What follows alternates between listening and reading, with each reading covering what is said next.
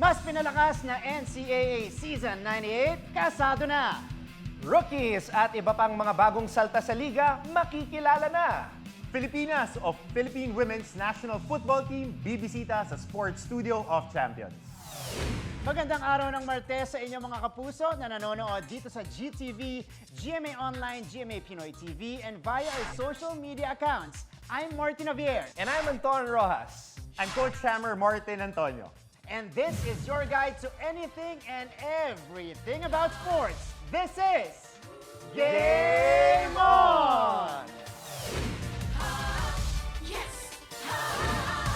Pusong kampiyon, ika'y may pusong kampiyon.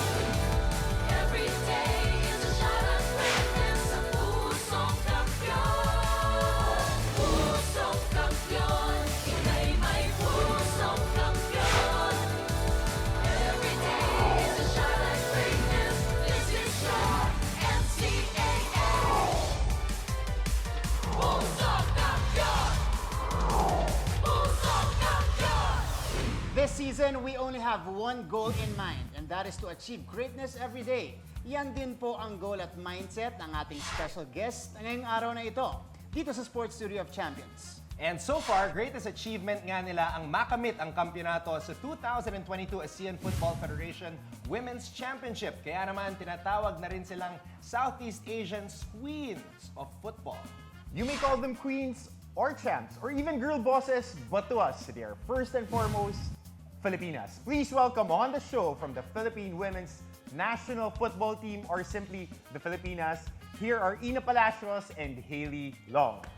Hello to our champions! Okay. Hello. Hi, Ina. Thanks Hi, for Haley. having us. Thank you for having us. How are you? First off. Tired. Good. Tired. I like how That means they're still working. They're Definitely. still working. They're still They training. should- as they should. I like how tired came out first of Haley's mouth. But how are you? Yeah, tired also, Oh, but happy to be doing the grind that we are because it's an opportunity to get better every day.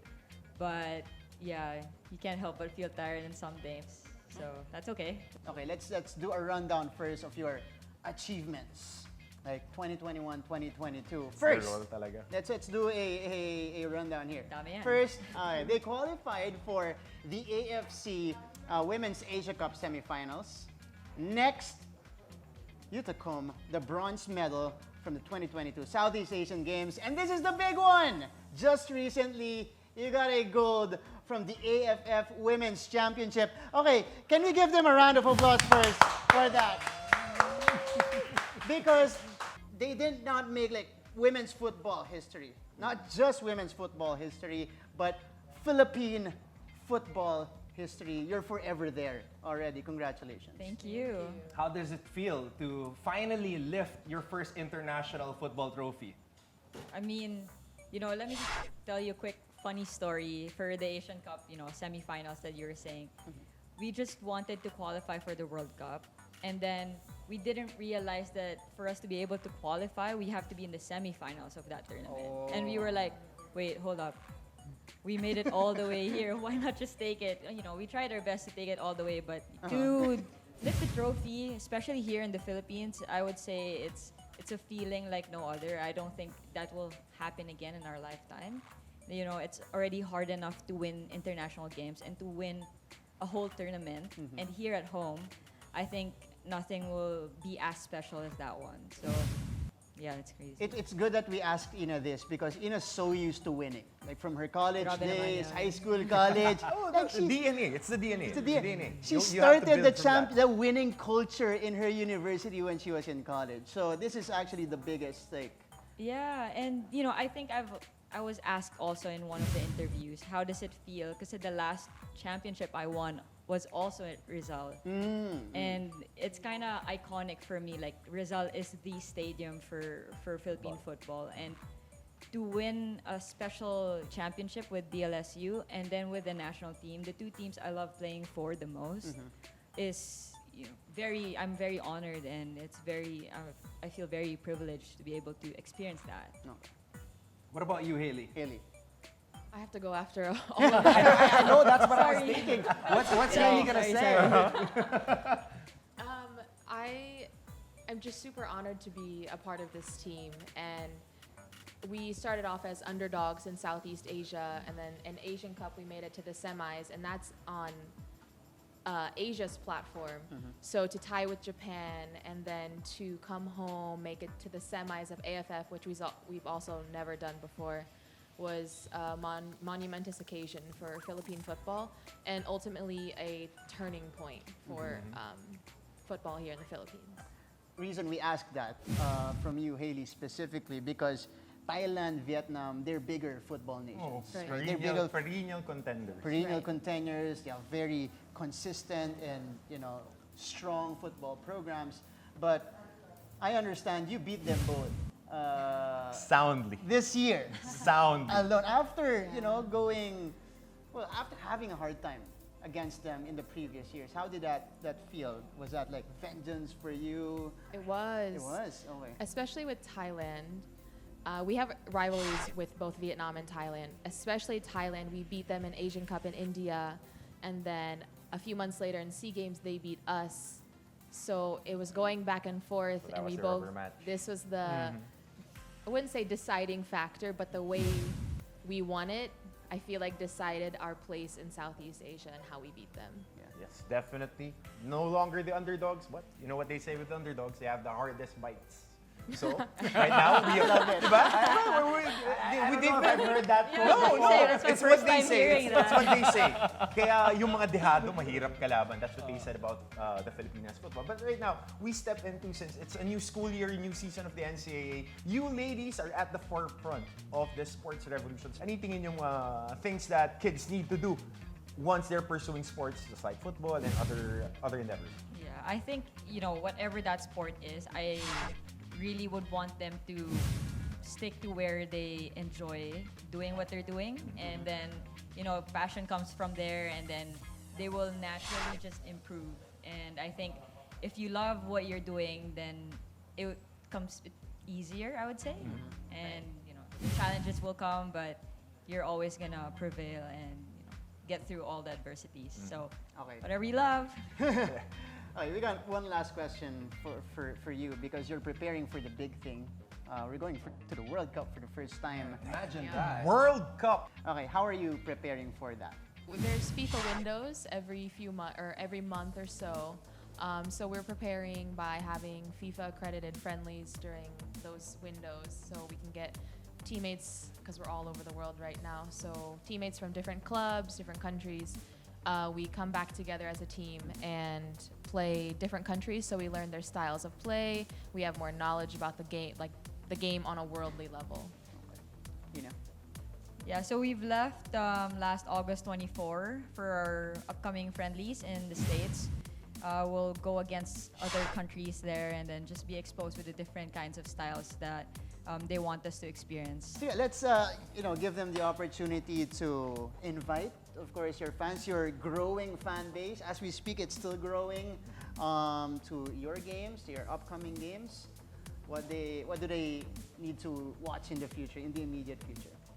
Please watch us play. Next week, we will be playing in LA on our upcoming games and our future preparations, whatever they might be. Please watch our games coming up and follow us all the way into the World Cup and hopefully after the World Cup, because we came here to keep football alive. Like Ina always says, keep football alive. And to do that here in the Philippines is very special to us. And so to bring light to our sport and our country is such an honor. So I hope that we can come together as a country, as one unit, and support Philippine sports, but Philippine women's football. And I also just want to say thank you to everyone who's been supporting the Philippine women's national team. And hi to my parents. Hi, Dad. Hi, Mom. There you go. And also thank you to PFF, Sir Jeff, and all our coaches and staff members for always giving us what we need to be able to propel ourselves to be better athletes and as a team. So please continue to support us as well, and we can't wait to see all of you guys in the stands, hopefully in results soon. And yeah, enjoy your day.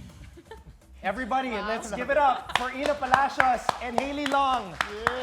Thank you very much. Thank you. We are so honored to have you here on Thank you, Game sir. On. We will be watching, we will be supporting, and best of luck moving forward, especially in the World Cup. Thank you. Thank you. Tulad ng Filipinas, bago matawag na hari, reyna o kampyon sa isang larangan, ang bawat atleta ay nagsisimula sa pagiging baguhan. It is time to meet the rookies and sophomores of NCAA Season 98 when we return right here on Game On! Hello, welcome to 24 Seconds with me, Warren Bonifacio.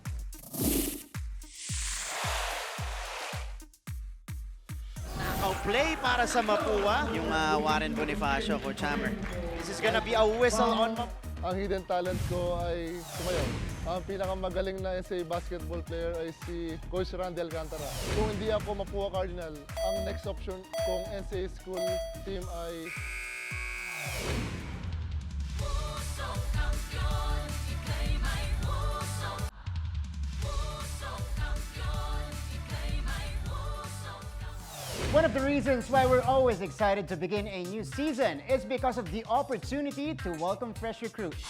Kahit bagong salta, sila ay may kakayahang baguhin ang kapalaran ng isang kupunan. It's time to meet the rookies and sophomores of NCAA Season 98. It's the NCAA Season 98, a start of something new. At para sa mga rookies and sophomores, ready na silang patunayan na hindi lang bit role ang kaya nilang gawin para sa team. Most of them talaga namang level up. They are always ready to battle for their alma mater. So, kwentuhan mo naman kami kung ano yung adjustments nyo na ginagawa and preparations for the upcoming season. Physically, we started hitting the gym more, and mentally, like during practice, we more focused and we're more determined to win this time.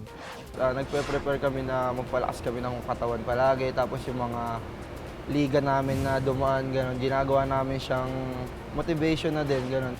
Siguro yung isang big factor para sa amin is yung chemistry namin as team, yung mga players talaga, as in, last season kasi na madali yung proseso. So this time meron kaming pre-season na nag-shape up sa amin as a team. Yun yung magandang factor na magiging baon namin padating ngayong season. Nag-aandaan ko mag-extra lagi. After training, extra. After extra, kumain ng maayos para kinabukasan may energy, pahinga, ganun.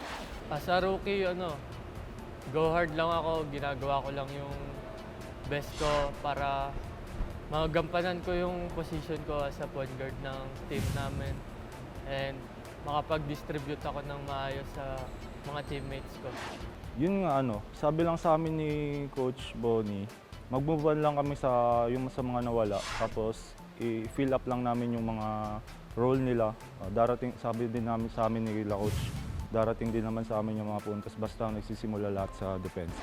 Ayun nga, lagi sinasabi sa amin ni Coach na every training go hard kami and pagtrabahoan pa namin, and tapos na yung last season namin, move on na kami para ngayong season 98.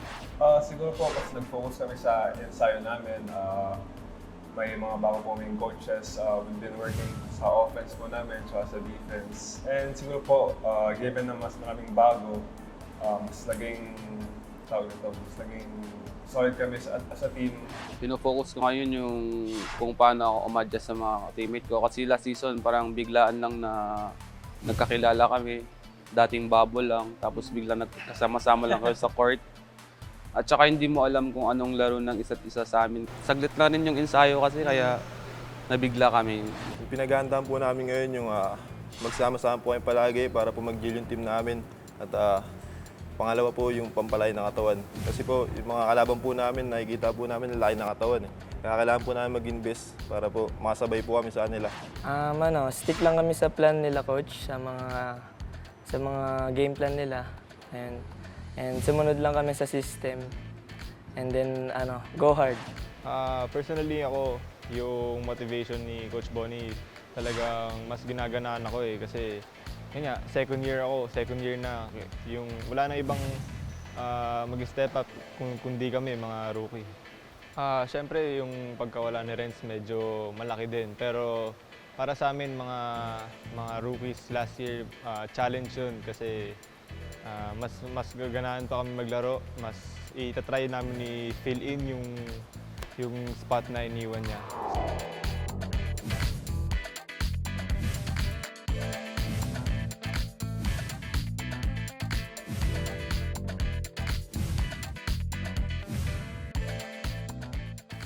Marami pang gustong magpakilala at excited nang magpakitang gila sa hardcourt.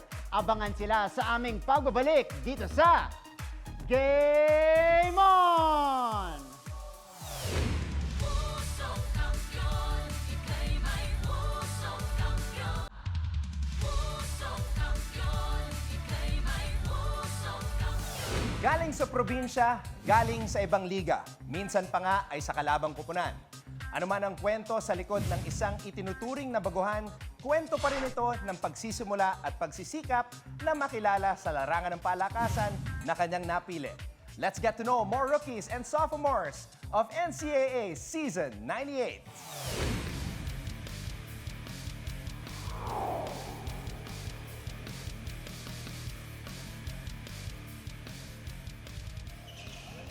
Sino naman yung pinaka-inaabangan yung kalabanin or yung team to beat this coming season? Para sa akin, lahat eh. Lahat? Lahat, as in lahat. Kasi syempre, gusto namin silang talunin lahat.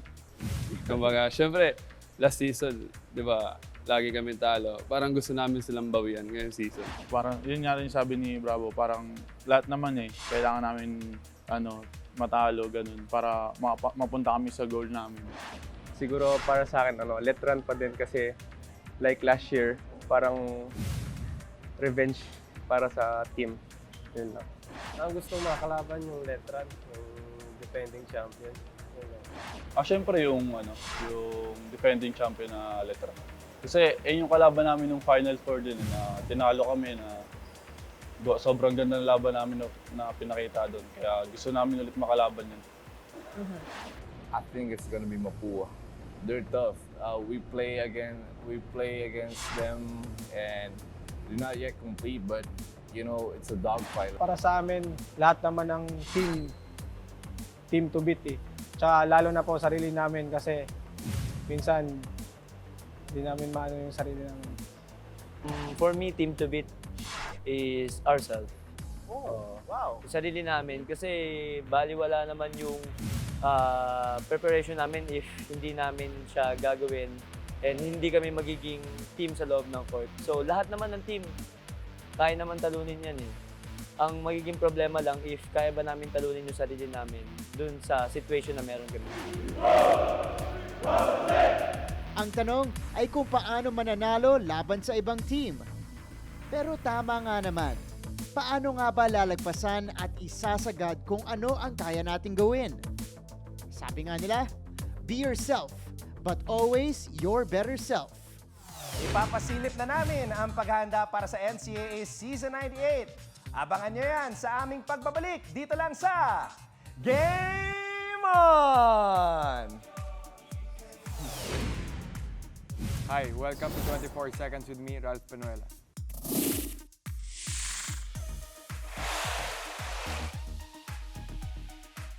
Kung hindi ako bidista, ang next option ng NCAA school ko ay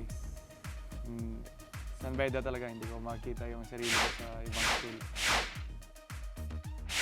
Ang pinakamagaling na NCAA basketball player para sa akin ay si Robert Bolick. Ayun na, buzzer na.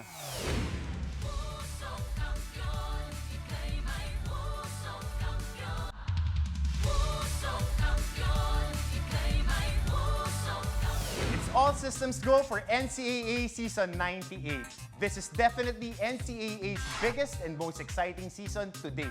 With Emilio Aguinaldo College as the new host school, this is how we prepared for the upcoming tournament. Ang tagumpay ng katatapos lang na NCAA Season 97 nagsilbing inspirasyon para sa NCAA Management Committee at GMA Network upang magplano ng mas kapanapanabik na Season 98. Dahil pangunahin pa rin sa prioridad ng komite at ng GMA ang kalusugan ng mga atleta, semi-bubble ang setup na ipapatupad. Ayon sa chairman ng NCAA Season 98 Management Committee na si Ginoong Estefanio Boquiron Jr. mula sa bagong host school na Emilio Aguinaldo College, magiging mas mahaba ang torneong paparating. Ang format ngayon mas mahaba kasi it is a double round robin. It will start on September 10 and it will end more or less December 14. So yung basketball will extend up to December 11, if I'm right, this not this evening. And the next year to 2023, volleyball will commence. So volleyball will start on February of 2023. Bagamat may health protocols at restrictions, titiyaking magiging mas exciting pa ang Season 98. It is a benchmark. Nagbe-benchmark kami sa Season 97.